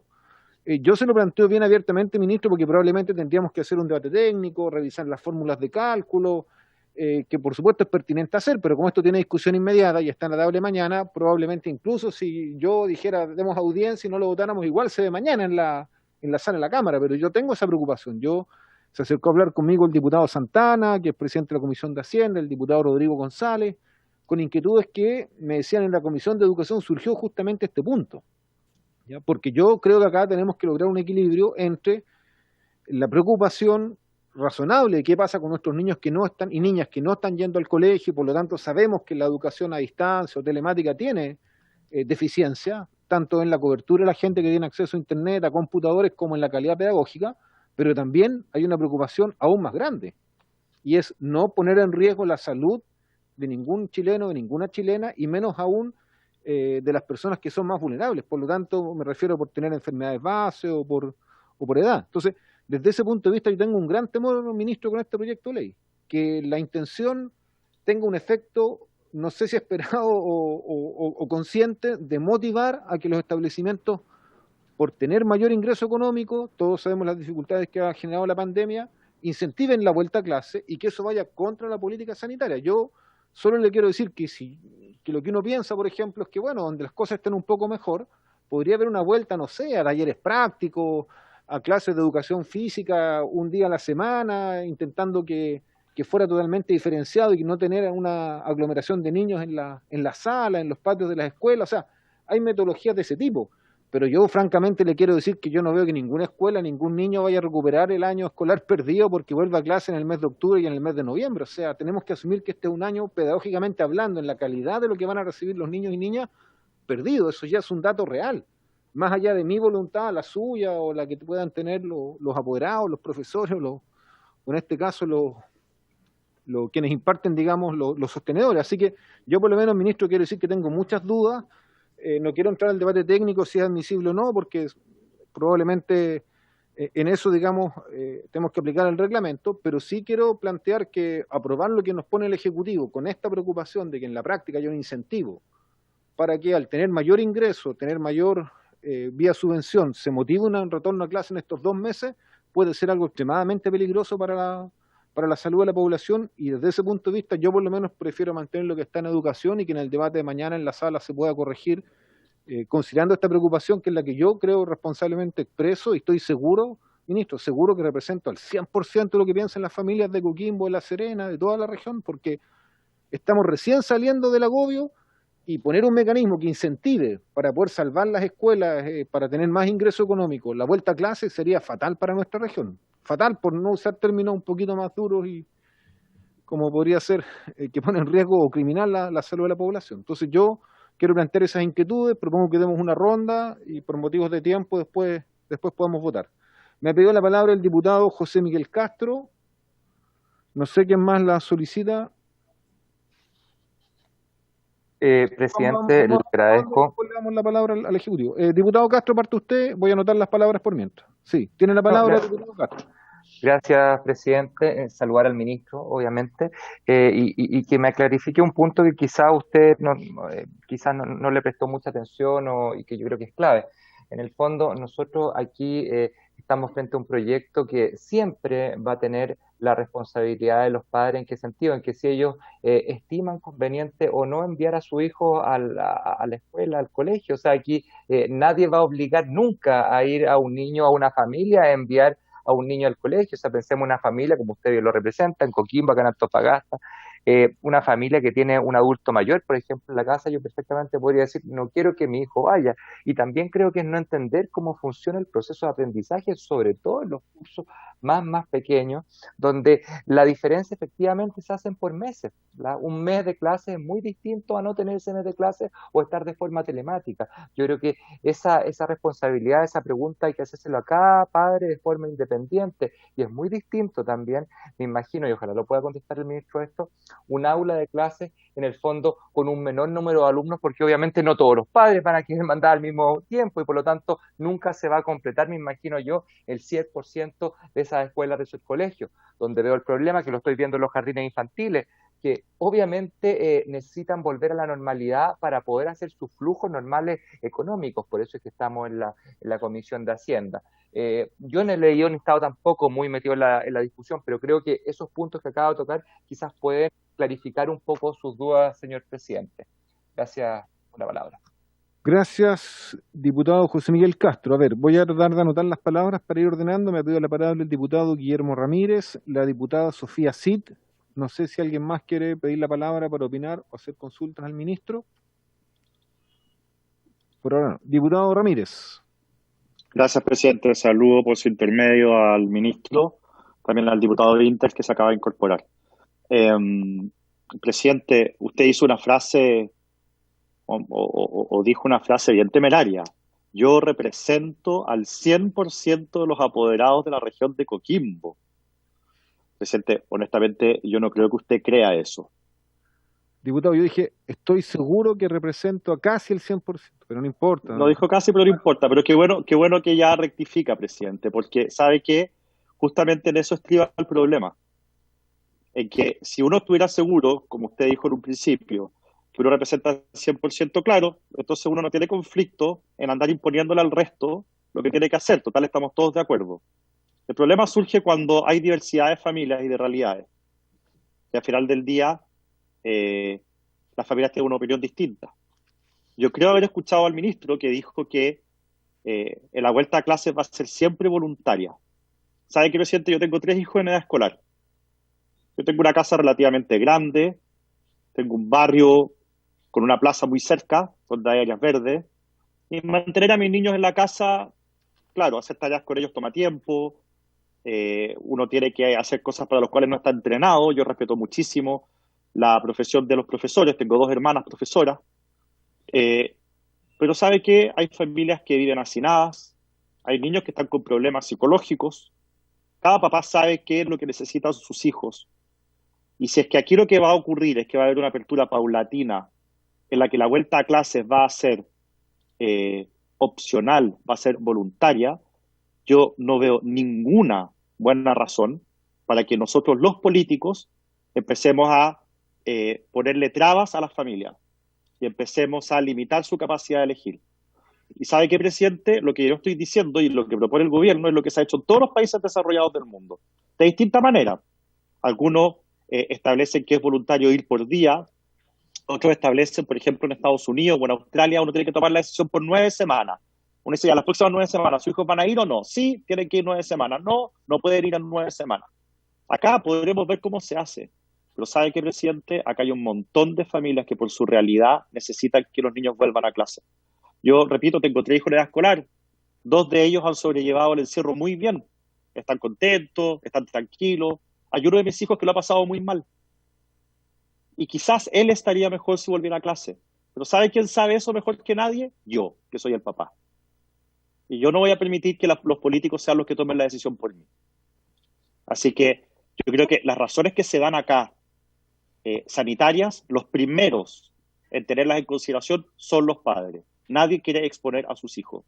Y por lo tanto, yo creo que lo que está proponiendo el gobierno, tarde, en mi opinión, en comparación con los países de la OECD, en Europa, en Estados Unidos, en Australia, en Nueva Zelanda, tarde, en mi opinión, es que puedan empezar a abrir los colegios y que los papás que quieran enviar a sus niños al colegio lo puedan hacer. Los que no, seguirán por vía remota, seguirán en sus casas, protegidos del coronavirus,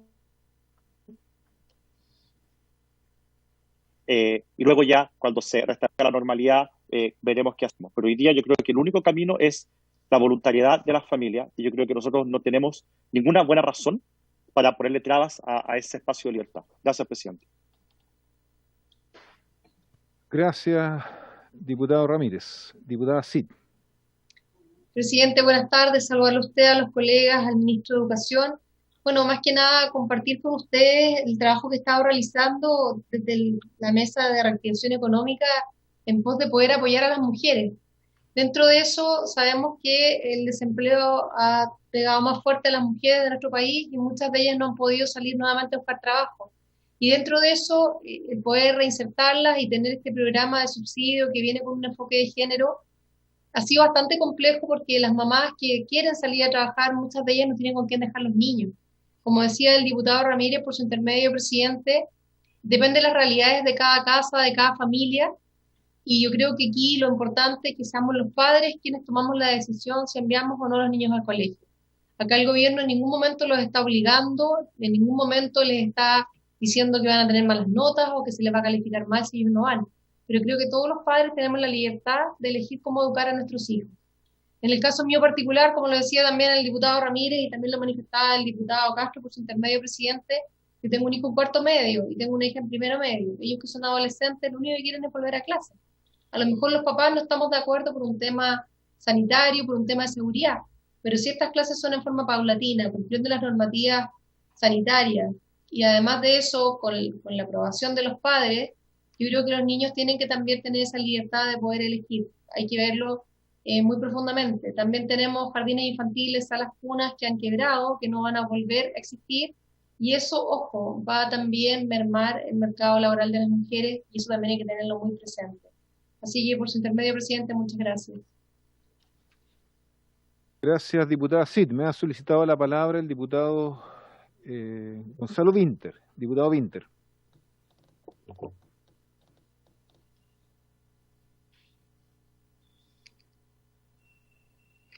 Muchas gracias, presidente. Saludar por su intermedio al ministro y a todos los colegas de la comisión. Decirles que la Comisión de Educación, este fue un debate bastante arduo que se dio. Recibimos hartas visitas de profesores, trabajadores de la educación y también contamos con la opinión del ministro. Y fue un tema bastante polémico, por cuanto es evidente que hay una discusión sobre el rol, la pertinencia y la eficacia para poder generar planes nacionales de educación con respecto al sistema de subvención por asistencia. Sin embargo, creemos mucho, si no me equivoco la mayoría de los parlamentarios de la Comisión de Educación, que la pandemia, más allá de la discusión general sobre la subvención por asistencia como sistema, la pandemia ha develado lo ineficaz que es este sistema, pero sobre todo lo ineficaz que es para este contexto. Porque en realidad yo lo encuentro bastante razonable la argumentación de la diputada Cid y la argumentación del diputado Ramírez con respecto a que quieren que los padres tengan ciertas facultades para poder decidir si quieren que sus hijos vuelvan a clase o no. El problema es que cuando establecemos el mecanismo que se está estableciendo acá, en realidad, a través del financiamiento, se está estableciendo una presión para volver a clase. Entonces, no siempre la libertad siempre está circunscrita al método de financiamiento de ella. Por poner un ejemplo súper concreto para que la gente que ve esto por streaming lo entienda, si yo tuviera una empresa, yo podría decir, miren, los trabajadores que quieren vienen presenciales y los que no quieren telemáticos, pero a los telemáticos no se les va a pagar. Bueno, entonces en realidad no establecí ninguna libertad, sino que simplemente estoy diciendo de una manera distinta que están todos obligados a volver al trabajo. Si es que no se establece un sistema de subvención por matrícula, que yo creo que sería lo más adecuado, es decir, que el Estado diga, mire, ¿sabe qué? Yo necesito este nivel, necesito financiar este programa y necesito que estas sean las condiciones, porque además, ojo, que en las escuelas vamos a tener profesores haciendo clases presenciales y en la misma escuela profesores haciendo clases telemáticas y en la misma escuela niños que son compañeros de clase teniendo clases telemáticas con presenciales, pero eso va a ser de un diferente financiamiento. Entonces, lo lógico para muchos de los parlamentarios de la Comisión de Educación es que el Estado haga un plan y diga, yo necesito esta base, necesito que las escuelas tengan esto y en función de cuánto cuesta aquello, financiarlo. Sin embargo, si es que no se va a acceder a aquello, que entiendo que el gobierno no estaría de acuerdo con ese planteamiento, por lo menos lo más razonable sería tomar el mejor mes del año 2019 como base, porque, digamos, los meses de marzo, etcétera, no son, por las razones que ya se han expresado, no son buenos meses para tomar en cuenta. Muchas gracias, presidente. Gracias, diputado Vinter. Yo sé que el ministro nos ha pedido la palabra. Antes de eso, solo clarificarle algo al diputado Ramírez, que me imagino por motivos fundados tuvo que retirarse la sesión, pero yo lamento el tono de lo que nos planteó acá el diputado Ramírez, porque en esta comisión siempre hemos tratado de discutir con argumentos, siendo respetuosos a las personas y no instalando situaciones que son falsas. Acá en ningún momento yo, o el diputado Gonzalo Vinter, o la indicación que se hizo en educación, está poniendo traba o impidiendo que los padres decidan que sus niños o niñas vuelvan al colegio. ¿En qué parte se ha dicho eso? O sea, es una falsedad absoluta, absoluta. Acá lo que estamos discutiendo, y entendemos el contexto, la vuelta a clases es voluntaria. Cada padre y madre va a decidir y apoderado si envía o no a sus niños a clase. Eso no está no está en la discusión del proyecto de ley. Lo que aquí se está discutiendo es si se genera una modalidad de financiamiento distinta para aquellas escuelas donde los niños y niñas vuelven a clase. Y en la práctica eso, y así lo entiendo yo, se transforma en un incentivo para que las escuelas tiendan a generar una presión para que se vuelva a clase. Esa es mi preocupación, porque obviamente sabemos que los sostenedores están en un escenario complejo. Aquí hemos recibido los jardines infantiles, tenemos también un montón de colegios particulares subvencionados en mi región que están con problemas económicos y por supuesto que si hay más dinero porque los niños vuelven a clase, ¿qué es lo que va a hacer el sostenedor? público-privado, va a incentivar que vuelvan. Y va a incentivar que vuelvan con una comunicación, con un mensaje, diciendo que el que vuelva tiene mejor nota. Hay muchas maneras de incentivar eso.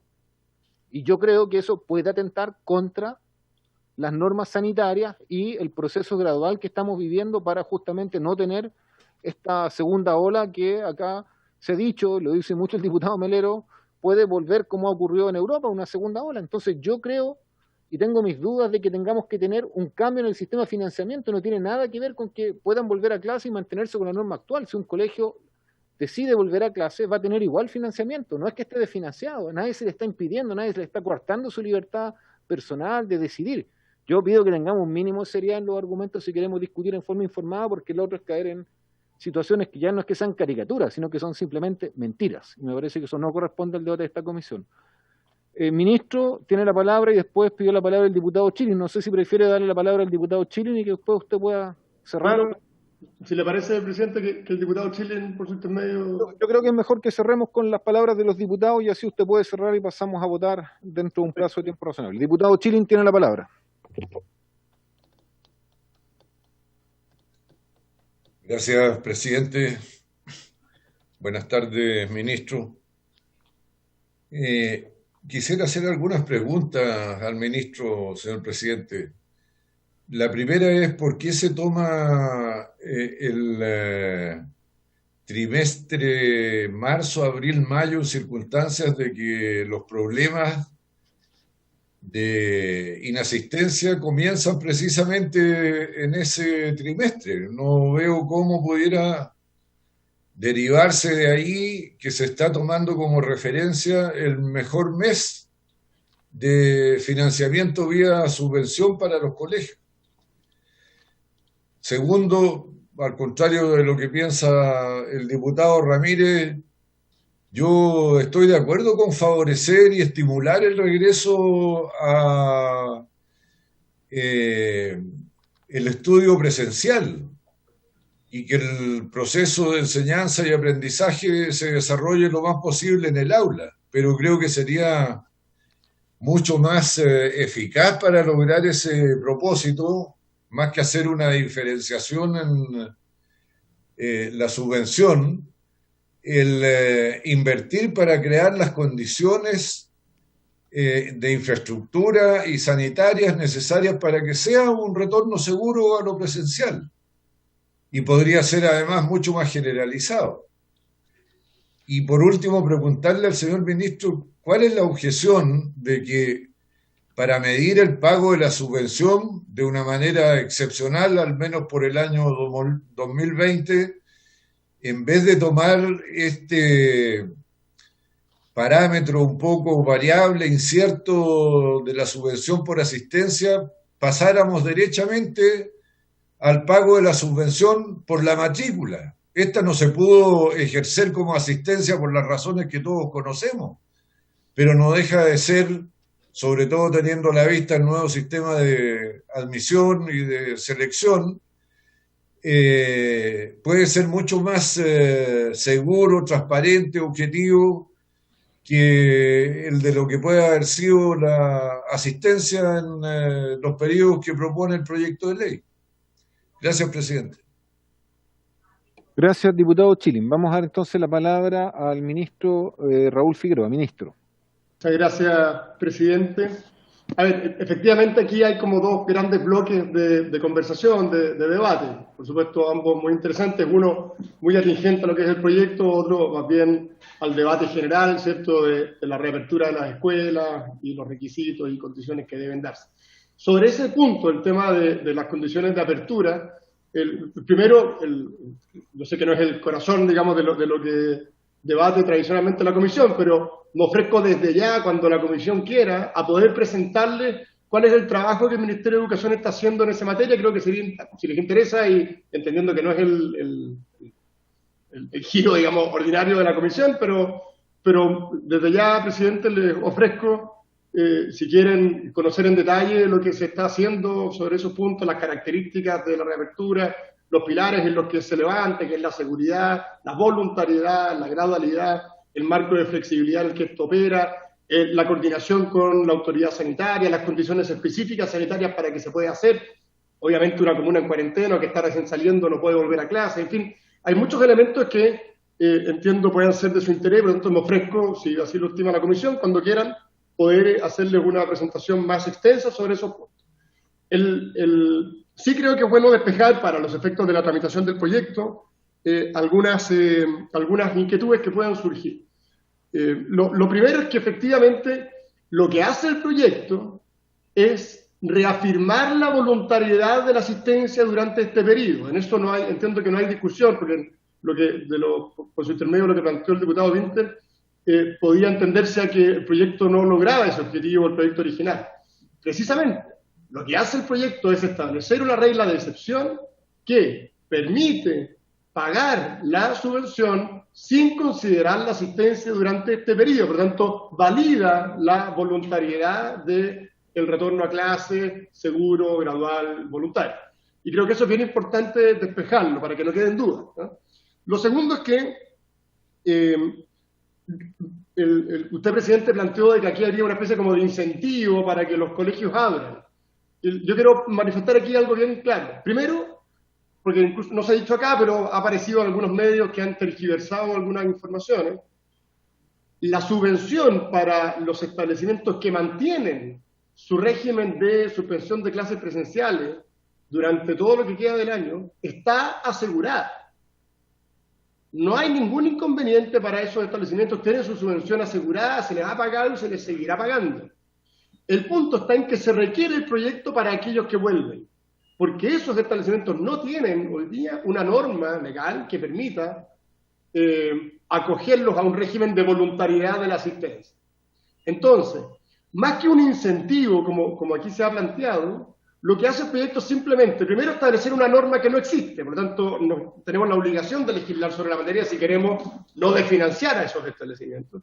Y segundo, reconocer algo súper simple, y es que la apertura de los establecimientos en el contexto COVID es más caro que mantenerlos en régimen de clases a distancia. Se requieren una serie de apoyos que el Ministerio está entregando, pero que además en el fondo vuelve a un régimen que hoy día los colegios, por estar cerrados, tienen un gasto en un porcentaje menor. Es el hecho de abrirlos implica que hay una serie de gastos fijos que vuelven a estar instalados, y por eso es que no es un incentivo, sino que es en estricto rigor una compensación a el hecho de que decidan abrir. Entonces, creo que es importante hacer esa distinción. El diputado Chilin, por su intermedio, plantea algunas cosas que son interesantes. Nosotros este año hemos, en materia de infraestructura, hay concursos tanto de reposición como de emergencia que bordean los 100.000 millones de pesos. El año pasado se asignaron recursos por similares cantidades. Hay un esfuerzo permanente del Estado por ir mejorando la infraestructura escolar y, por tanto, eso que se ha hecho está en línea. Además, se ha dado flexibilidad al uso de los recursos CEP y otros que permiten precisamente hacerse cargo de ciertas exigencias asociadas al COVID. Y en términos del cumplimiento de los protocolos, nosotros hemos dispuesto una inversión que es del orden de los 11.000 millones de pesos para que cuenten con mascarillas, escudos, alcohol, termómetros, cloro, en fin, lo que se requiere para cumplir con las exigencias sanitarias. Por lo tanto, está en esa línea.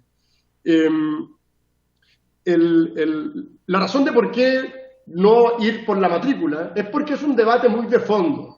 Y ustedes lo saben, no es primera vez que se tiene esta discusión, probablemente en esta misma discusión, o en la sala, o en proyectos de acuerdo, en fin, es un debate interesante que el país tiene latente hace mucho tiempo, que es el de si se paga por existencia, si se paga por matrícula. Es re interesante incluso en este momento, porque uno de los factores más complejos que vemos que van a ocurrir como consecuencia del COVID en educación es precisamente la deserción escolar.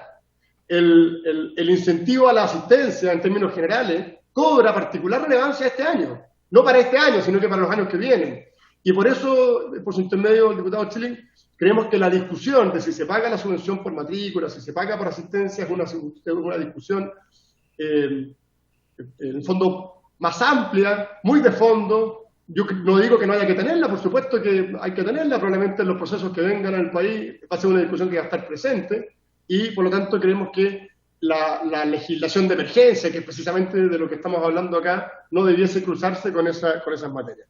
Ahora, el trimestre que se escoge es un trimestre que efectivamente compensa los altos y bajos de la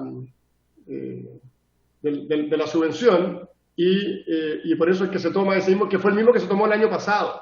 Recuerden que, y pasó también por esta comisión, el año pasado se aprobó un proyecto, o sea, una iniciativa que apuntaba a darle también una estructura transitoria al pago de la subvención para aquellos establecimientos que operaron a media máquina luego de los eventos de octubre, y por eso es que se tomó este mismo trimestre. En síntesis, presidente, y con esto termino, creo que es importante separar lo que es el plan de abrir las escuelas paso a paso, que insisto, cuando quieran, podemos, si así les parece, tener una conversación, y creo que además es interesante poder escuchar sus observaciones, de lo que es este proyecto. Y este proyecto, en síntesis, apunta a resolver una necesidad legislativa para poder darle recursos a establecimientos que, de no contar con esta ley que de aprobarse, no van a tener cómo operar. No es un incentivo, sino que es una compensación para un mayor gasto inevitable que van a generarse en esos establecimientos. No afecta en nada la realidad de los establecimientos que hoy día están operando, que han seguido recibiendo su subvención, que han seguido pagando sus sueldos. Escuchaba la discusión al final del proyecto anterior. Es súper interesante valorar que de los cerca de 2 millones de personas que han perdido el empleo, prácticamente ninguno es profesor. El sector educación es el sector que se ha visto, en términos de su continuidad de remuneraciones, menos afectado de todos los sectores de servicio del país. Y en ese sentido creo que es importante valorar los esfuerzos que se han hecho. Este proyecto apunta en esta dirección, y quiero insistir, presidente, en las indicaciones que hemos presentado y en lo importante que nos parece para el Ejecutivo que se discuta sobre la base del marco constitucional y que no se insista en indicaciones aprobadas en educación que exceden con mucho el margen en un proyecto que es eminentemente financiero como este, y que por tanto, de insistirse por esa vía, lo único que vamos a lograr es dilatar una solución que en definitiva va a llegar exactamente a la misma que estamos planteando acá. Entonces creo que es importante tener eso en consideración. Espero haber resuelto las dudas, presidente. Gracias. Gracias, ministro. Bueno, vamos entonces a pasar a votar el proyecto de ley. Yo les propongo que, al igual como lo hicimos en la votación de salario mínimo, votemos la indicación del Ejecutivo en un solo acto, ¿ya? Una sola votación, obviamente a menos que se pida votación separada. Diputada Cid. Presidente, pedir lo posible que votemos, porque me tengo que ir a otra comisión también a votar y no tengo reemplazo. Diputada Cid, justamente eso es lo que acabo de decir. ¿Viste? Que votemos en un solo acto, todos juntos. Pero Entonces, si alguien quería pedir votación separada. estoy de acuerdo con usted, presidente. Gracias. Muchas gracias, diputada Cid. María Eugenia, si quiere explique la particularidad de esta votación para que todos entendamos bien lo que están haciendo al votar. El Ejecutivo presentó una indicación para reponer su propio texto, es decir, en el comparado que ustedes tienen, donde dice proyecto ley, pónganle entre paréntesis indicación, porque eso es lo que hace, reponer su propio texto. Por lo tanto, si se aprueba la indicación del Ejecutivo, se tiene por rechazado el texto aprobado por la Comisión de Educación, dado que todas las indicaciones tienen que ver exactamente con lo mismo, que es el cálculo de la matrícula el cálculo de subvención por la matrícula del establecimiento. Eso es, presidente. Entonces, ahora sí le tomo la votación. Muy bien. María Eugenia, tome la votación, por Señora favor. Cid. Estamos votando la indicación del Ejecutivo. A favor del Ejecutivo. Así es. Señora Cid. A favor. ¿Tenemos que seguir votando otras cosas o solamente esto? Perdonen que me tengo que ir. No, voy a seguir con las... Diputada Cid, esta es la última votación que tenemos y terminamos la sesión de la comisión. La tabla era 2. Muchas gracias, presidente. Señor Winter. En contra. Señor Melero. A favor. Señor Monsalve, no lo veo. No está. Señor Ortiz. Me abstengo. Señor Castro. A favor, señora secretaria. Señor Ramírez. A favor. Señor Santana.